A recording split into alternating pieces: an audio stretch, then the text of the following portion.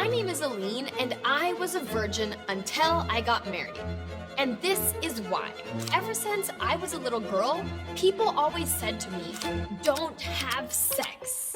I heard people say, "Here is a piece of gum." Then they would chew it and spit it out. "Do you want this piece of gum now that it's chewed?" They would compare sex to chewing gum.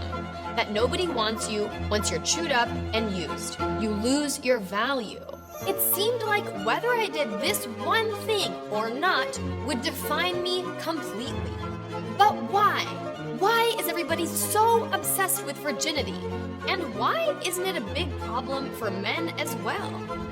In many societies, the more people you have sex with, the less valued you are.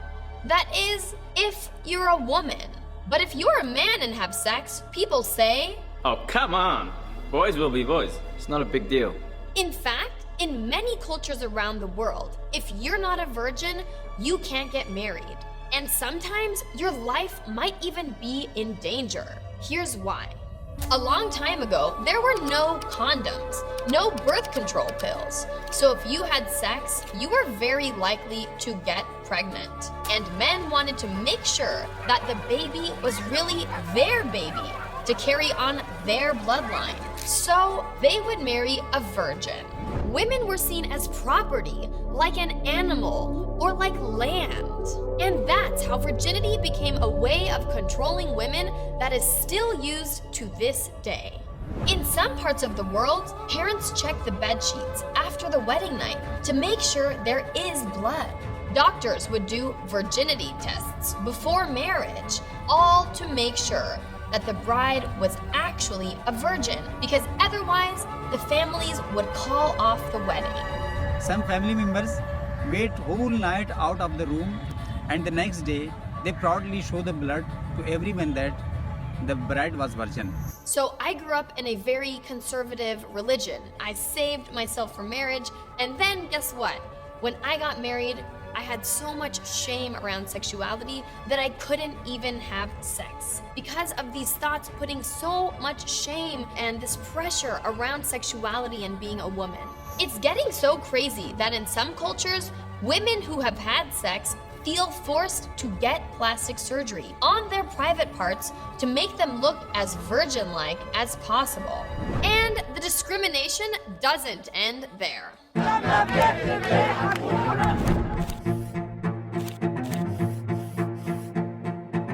For women who are not virgins in Morocco, it can be very hard to get married. In the island of Kiribati, you could be disowned. And until last year in Indonesia, you could not join the army. Over 5,000 women a year are killed in honor killings for not being a virgin and for bringing shame to their families, when the only people who should be ashamed are the ones killing women. But this video is not about virgins. It's about double standards and how we are always trying to control women. We tell girls to save themselves for marriage, but we encourage guys to do the exact opposite. I want to say here and now that a woman's virginity is not important. It does not matter, and it does not define her. Women are so much more than their sexuality. They are their talents, their careers, their families, their personalities. So I really feel like what we need to do in this world is change how we're talking about sex. I totally think it's okay to not have sex if you don't want to, but what I think is not okay is when other people are forcing these decisions on you, are forcing the shame on you, when it's happening only to women and not to men. That's where the problems really lie. But some countries are taking steps in the right direction, like in France, India, or Pakistan, where the governments are taking steps to ban virginity tests and are even considering jail time for doctors who do these tests on women. It will take a lot more than a few laws to change how society views women, but we have to start somewhere. My hope is that someday soon, a woman is defined not by her virginity, but by who she is. And that starts with me, and that starts with you.